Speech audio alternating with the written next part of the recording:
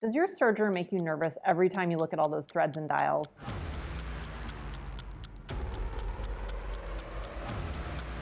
Today, we'll dispel that fear with a few simple serger secrets. You'll learn how to create professional quality seams without the frustration of tangled threads, broken needles, or wasted fabric. And if you're thinking sergers are too complicated or that your regular machine zigzag stitch is good enough, I'll show you why that's not true. Even if you've never touched a serger before, these simple, logical steps will have you creating perfect seams in half the time it takes on your regular machine. Let's start with the basics. What exactly is a serger? Think of it as your sewing machine's super efficient cousin. While your regular machine does one thing at a time, your serger is multitasking like crazy. It's trimming your fabric, encasing the raw edges, and creating a strong, stretchy seam all at the same time. It's like having 3 machines in one. If you've ever looked inside a store-bought t-shirt or a dress and wondered how they got all those perfect professional looking seams, that's a serger at work. And here's something interesting. Depending on where you live, you might hear it called an overlocker. Don't worry, they're exactly the same machine, it's just different names. Now, let's talk about what makes a serger different from your regular sewing machine. The first thing you'll notice is that instead of just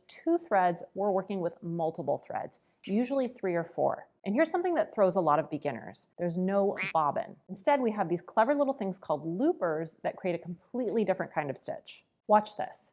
Instead of just going up and down through the fabric, the threads wrap around the edge, creating a secure stitch that can stretch and move with your fabric. This is exactly why sergers are so perfect for sewing knit fabrics. The stitches flex right along with the material. And while all this is happening, the machine is actually trimming away the excess fabric, giving you a perfectly clean edge every single time. It's pretty amazing when you think about it. All of this is happening in one smooth motion. Now that we understand what a serger does, let's get familiar with the parts. Don't worry if this feels like a lot at first. We're gonna break it down piece by piece. So at the top of your machine, you'll see thread guides. These might look complicated, but they're actually your best friends because they're usually color-coded to help you thread the machine correctly. See these dials here? These are your tension controls. Think of them like volume controls on a mixing board. They help you balance all the threads perfectly. Each thread has its own dial, and once you understand how they work together, adjusting them becomes second nature. Down here, we have the loopers. These are the parts that create those special overlocking stitches. The upper looper works with the lower looper to form a steady chain of stitches that wrap around your fabric edge. It might look like magic, but it's actually very logical once you see it in action. Then there are a right and a left needle. These sew straight stitches just like a regular sewing machine, and they help anchor the loops in place.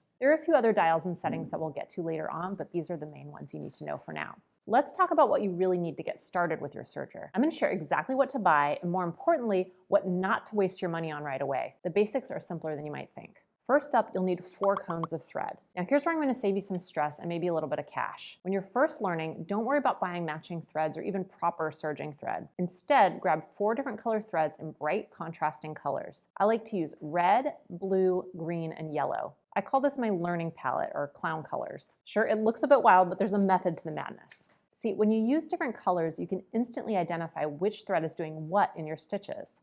If your tension is off or if something's not quite right, you'll know exactly which thread is causing the problem. This is absolutely invaluable when you're learning. Trust me, this one tip will save you hours of frustration. You might be wondering why serger thread comes in these big cones instead of small spools, and that's because the loopers use up a lot more thread forming all those back and forth loops. So you'll probably want to invest in a set of cones eventually, but don't feel like you need to buy them right away. While you're learning, regular sewing machine spools work just as well. Just make sure whatever thread you're using is fresh. Old thread is brittle and it's going to cause all sorts of problems. I'm using cone thread in this video, but any thread you have is fine when you're just starting out. Next up, you'll want a good pair of tweezers. The longer, the better.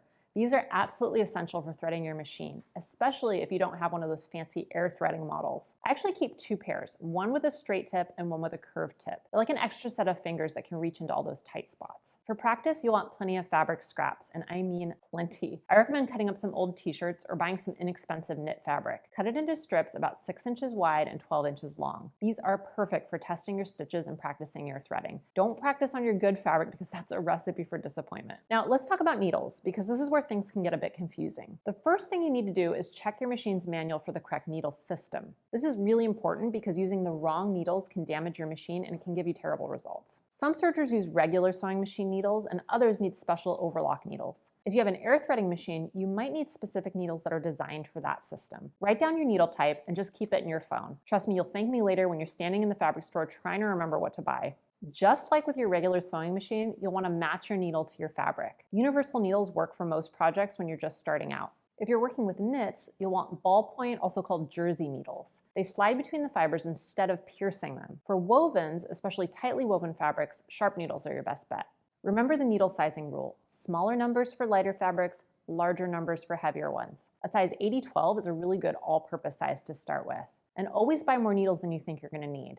They're just like socks in the dryer. They have this mysterious way of disappearing just when you need them the most. Now let's get your machine ready for its first stitch. I'm going to share my foolproof starting settings that work on almost any serger. Think of these as your home base. You can always come back to these settings if things go wrong. First, set all your tension dials to 4. This is usually a sweet spot for most machines. If your dials go from 1 to 9, aim for right in the middle. And don't worry if it's not perfect, we can fine tune this later. Set your stitch length to 2.5 millimeters. This is like Goldilocks porridge. Not too long, not too short, just right for most fabrics. If you're working with very lightweight fabrics, you might want to go shorter, and for heavier fabrics, a little bit longer. Now for the differential feed. This is your secret weapon for perfect seams, but for now, set it to neutral, usually marked as 1.0 on your machine. Think of this as your baseline setting. The differential feed helps control how your fabric moves through your machine. If you want to dive even deeper into differential feed and learn everything you need to make your first serger project, check the description for our complete Ready, Set, Serge course. It's a step-by-step class where you'll master everything from threading to troubleshooting,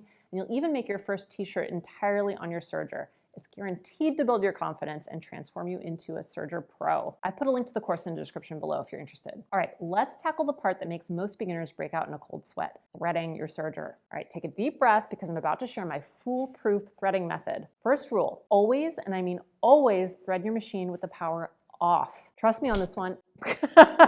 Whoops. Trust me on this one. It's not just about safety, it's about being able to feel if your thread is properly seated in all of the guides. Start by raising up your presser foot. Then, next, raise your telescoping thread guide all the way up. This isn't just for show. It creates the perfect angle for your threads to feed smoothly. If you're getting skipped stitches later, checking this is your first troubleshooting step. Now here's where those different colored threads really come in handy. Your machine probably has color-coded threading guides. Match your thread colors to these and you're already halfway there. But here's the crucial part that many people miss. The order of threading matters a lot. Think of it like building a house. You need a strong foundation before you put up the walls. In serger terms, that means upper looper first, then lower looper, then right needle, and then left needle. Write this down, tattoo it on your arm if you have to, because it's the golden rule of serger threading. Let me walk you through each step. For the upper looper, follow the guides carefully, making sure your thread clicks into each one. Use those long tweezers we talked about earlier. They're a lifesaver for reaching into those tight spots.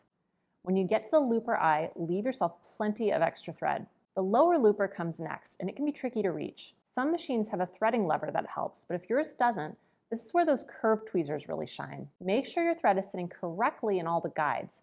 This is crucial for good stitch formation. Finally, we thread the needles. Right needle first, then left.